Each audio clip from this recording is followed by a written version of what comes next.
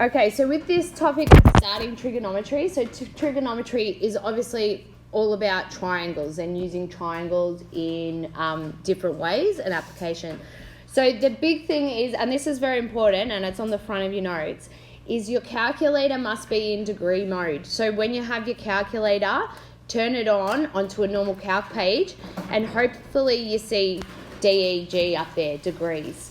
Okay, when the calculator defaults, so you know if your battery runs completely out or you've hit reset, it probably goes back to radian, not degree.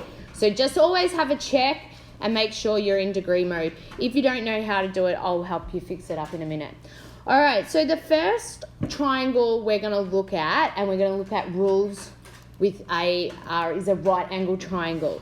So a right angle triangle means we have a 90-degree angle there, and then we know we can label this triangle up. So the side that is opposite the 90 degrees is always the hypotenuse.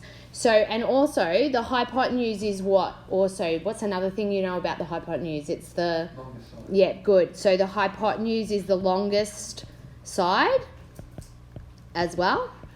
And it's always on the other side of the 90 degrees. Okay, so the other two sides, they are labelled, and it's depending on what angle you're talking about.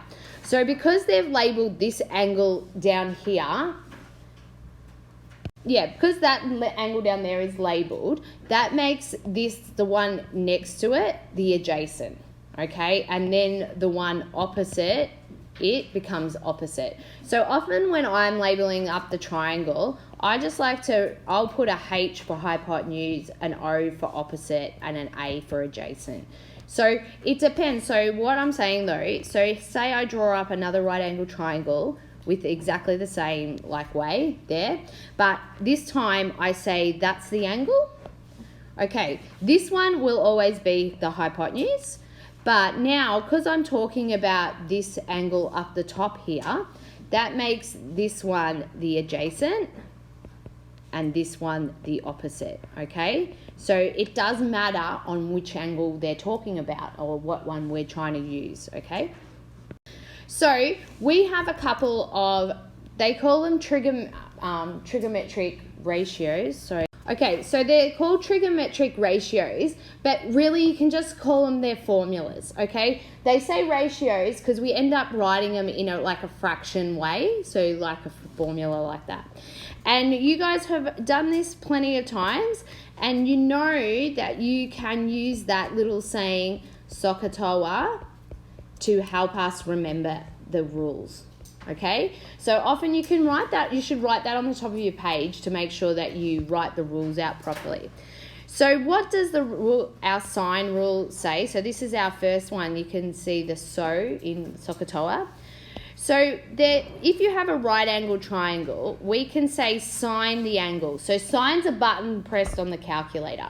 So if I press sine and the angle and whatever the amount was, it would equal the same amount as the opposite side over the hypotenuse side, okay? So that's the sine rule. So you can see up in Sokotoa, the S stands for the sine, and then the first letter they put is the one that goes on top. So can you see O's there? So O's goes first in your formula. But it is sine angle. So remember this symbol here.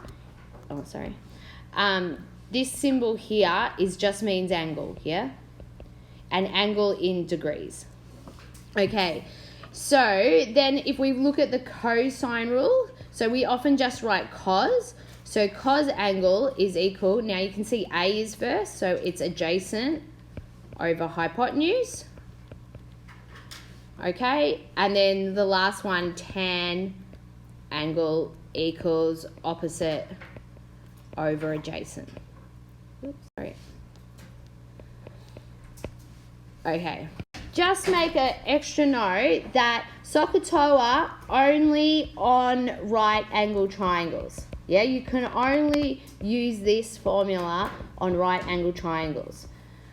So we can see that here we've got right angle triangles. Okay.